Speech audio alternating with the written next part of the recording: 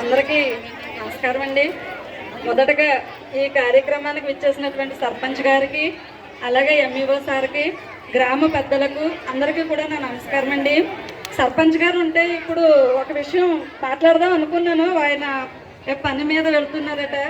Sir ఏం కాదు sir, sarpanch గారు స్మాల్ రిక్వెస్ట్, దయచేసి మీరు దివీస్ వాళ్ళతో మాట్లాడి మా పిల్లలకి కాంపౌండ్ వాళ్ళు వచ్చేటట్లు మీరు మాకు సహాయం చేస్తే చాలు సార్. మీరు ఎక్కడున్నా వింటారనే చెప్తున్నాను సార్. ఎందుకంటే 124 మంది పిల్లల్ని మేము పొద్దున 9 గంటలకు వచ్చిన దగ్గర నుంచి సాయంత్రం 4 గంటల వరకు రోడ్డు ఎక్కకుండా మేము కాపలా కాస్తున్నామంటే అది ఎంత కష్టమో మీకు తెలుసండి. ఎందుకంటే ఇంటి దగ్గర 2 పిల్లలు ఉంటేనే కాపలా కాయడం కష్టం. అలాంటిది మేము 120 మంది పిల్లల్ని రోజు కాపలా కాస్తున్నాం సార్. సర్పంచ్ సార్, మీరు ఎక్కడున్నా కనీసం మాకు కాంపౌండ్ వాళ్ళు వచ్చేటట్లు దివీస్ వాళ్ళతో మాట్లాడి చేయండి సార్. మీరు బాయ్స్ టాయిలెట్స్ ఆల్రెడీ స్టార్ట్ చేశారు. So thank you sir.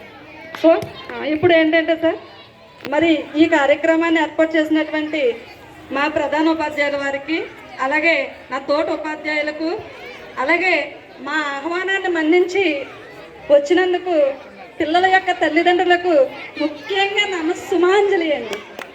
చాలా చాలా థ్యాంక్స్ అండి. I'm very happy. నాకైతే చాలా హ్యాపీగా ఉందండి. ఎందుకంటే ఏదైనా ఒక ప్రోగ్రాం పెట్టుకున్నామంటే ఎక్కువ జనం ఉంటేనే దానికి అందం ఉంటుందండి.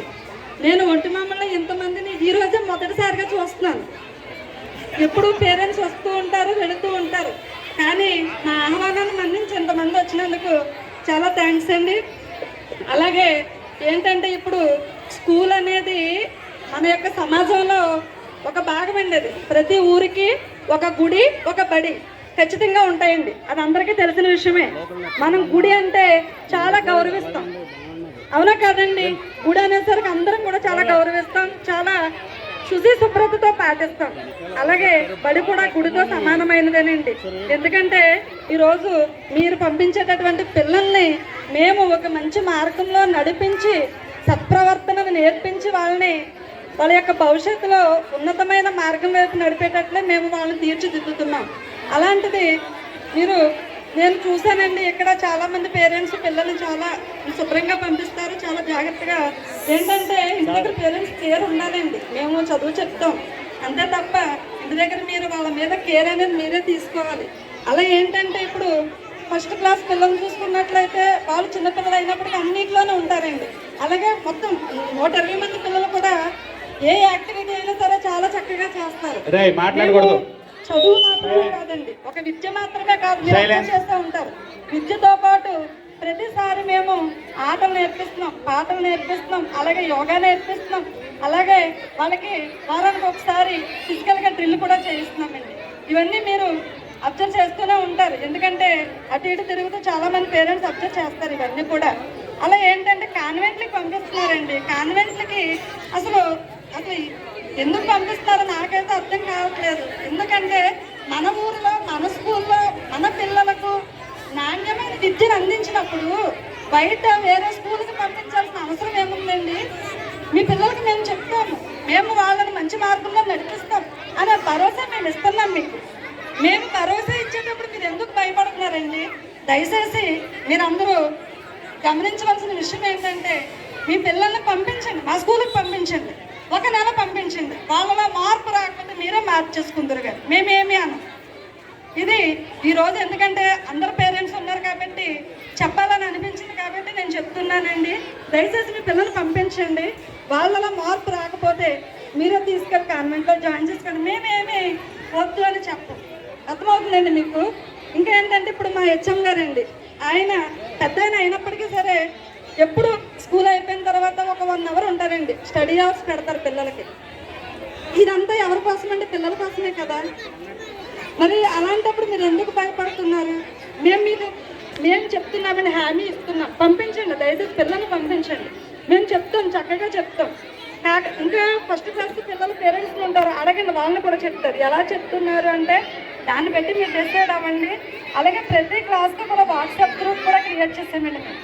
ఆ వాట్సాప్ గ్రూప్లో పిల్లల యొక్క ప్రోగ్రెస్ ఎప్పటికప్పుడే పంపిస్తున్నాం మేము. ఎప్పటికప్పుడు వాళ్ళు ఎలా చదువుతున్నారు ఏంటనేది మేము ఎప్పటికప్పుడే పంపిస్తున్నాం. దాన్ని మీరు చూసుకోవాలండి. కొంతమంది పేరెంట్స్ చూసుకునే రెస్పాండ్ అవుతున్నారు, కానీ కొంతమంది పేరెంట్స్ రెస్పాండ్ అవ్వట్లేదు. మీ పిల్లల గురించి మీకు రెస్పాండ్ అవ్వాల్సిన బాధ్యత మీకు ఉందండి. ఎందుకంటే మనం కోట్లు సంపాదించినా, ఆస్తులు సంపాదించినా ఎవరి కోసమండి? మన కోసమా? మనం తింటామా? మన పిల్లల కోసమే కదా. కానీ మీరు ఇవ్వాల్సింది కోట్లు, ఆస్తులు కాదండి. పిల్లలకు చక్కని విద్యను అందివ్వాలి. విద్యను మేము అందిస్తున్నాం, మీరేం చేయాలి? సంస్కారం నేర్పించండి. ఇప్పుడు ప్రజెంట్ మీ అందరికీ ప్రజెంట్ జనరేషన్ ఎలా ఉందో మీ అందరికీ తెలుసండి. ప్రతి చిన్న పిల్లవాడి చేతిలో కూడా మొబైల్ ఉంటుంది.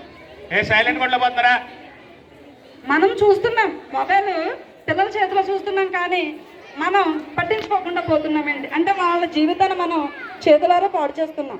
దయచేసి మొబైల్స్ ఎవరో ఇవ్వద్దు. మేము ఏదైనా పెట్టింది మీరు చూడండి, మీరు చూసి వాళ్ళకి చెప్పండి.